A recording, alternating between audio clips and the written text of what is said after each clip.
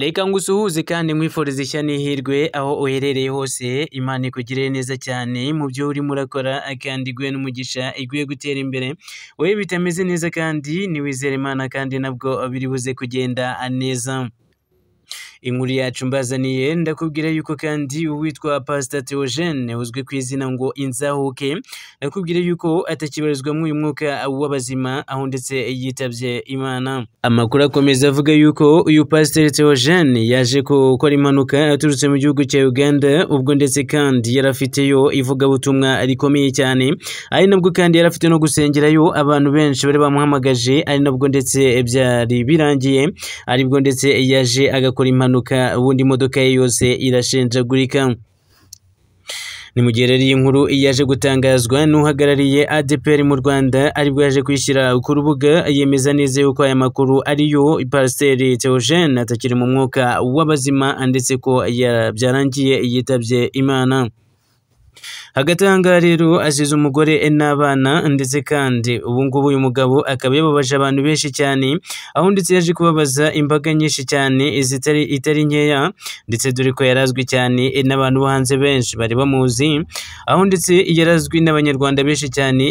ari abasaza, ari abakuru, ari abatoya, abo bose bakaba bari bamuzi ku ijambo ryiwe Inzahuke. Nakubwira yuko rero uyu Pastor Theogene yari umuvugabutumwa mwiza cyane kandi ukunzwe neza cyane, aho ndetse byemezwa neza yuko uyu Pastor Theogene yari amaze igihe gito cyane ndetse ahitinze, ariko bikaba bivugwa neza yuko ndetse yaje gukora impanuka bigahita birangira, ariko bikanavugwa neza yuko ndetse ibyo yari yagiyemo yari yabishoje neza, ivugabutumwa yari yagiyemo yari yarishoje neza, iyi mpanuka ikaba yabaye batashye nijoro. Hagati aha ngaha rero ADEPR rero ikaba yakomeje kugenda ndetse igaragaza yuko yababaye cyane, aho ndetse baje guhomba umuntu w'agaciro cyane, ndetse bikaba byemezwa neza yuko uyu Pastor Theogene yari afite impano ihambaye cyane yo kwigisha abantu bagafashwa. Hagati aha ngaha rero abantu benshi bagiye batanga ingero z'uburyo yagiye azamukamo cyane, ari nabwo ndetse kandi yatangiye azamukira ku magambo ye yivugiraga bisanzwe, avuga ukuntu Imana ikora ndetse akagenda atanga urugero,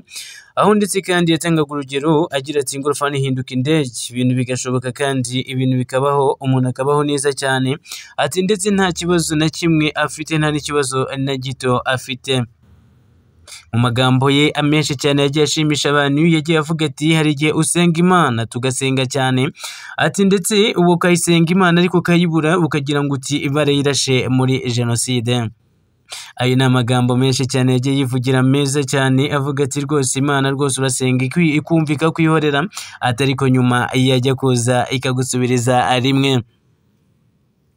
Nakubwira yuko rero uyu muvugabutumwa ni umuvugabutumwa rushimishije cyane, aho ndetse abantu batari bake cyane abenshi muri bo bagiye barira cyane, aho ndetse kandi abenshi muri bo batari bemereye inkuru koko ari ibyanyabyo, ibi rero bikaba ari ibyanyabyo, ndetse kandi bikaba byaciye ku binyamakuru byose, ndetse bikaba byaciye ku binyamakuru byandikirwa kuri Google byinshi, ndetse no ku ma YouTube bikaba biri kugenda bicaho.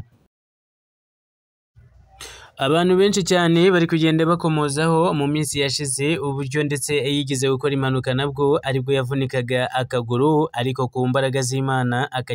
akajya kubwiriza abantu kandi rwose akabigisha bagafashwa, ndetse abantu benshi cyane bakagenda bamusabira imigisha, bamubwira bati rwose ugomba gukira ukagaruka mu kazi kawe neza, ati rwose ugomba gukira, Imana igomba kuguhereza umugisha ugakira, ati maze ubundi ukongera ukagarukamo neza nk'uko ubishaka.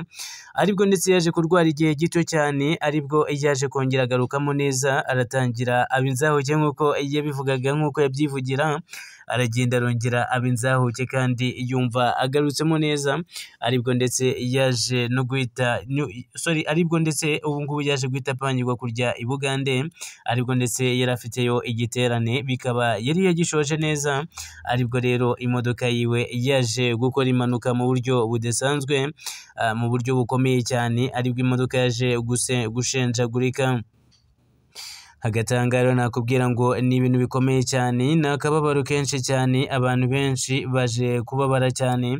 abenshi ndetse na n'ubu ngubu barimo baravuga bati koko ubu se Pastor koko yagiye Theogene, abandi bati wasanga ari ukubeshya. Rero nakubwira yuko rero ari ibya nyabyo, ntago akibarizwa muri uyu mwuka w'abazima, aho ndetse abenshi bagiye bakomozaho bavuga yuko ngo integuza yarayifite, ngo ubwo yavunikaga akaguru, ngo ndetse uko byagenda kose ngo ashobora kuba ari integuza yuko Imana yari igiye kumwisubiza, ndetse kandi ko nta yandi mahitamo umuntu yafata cyangwa se yakora, nta kundi niko bigenda. Twihanganishije umuryango wiwe rero wahuye n'iki kibazo, aho ndetse kandi ugomba kwihangana, nta kundi ku isi niko bigenda. Ku isi nta kundi niko bigenda, abantu bose nta yandi mahitamo umuntu aba afite.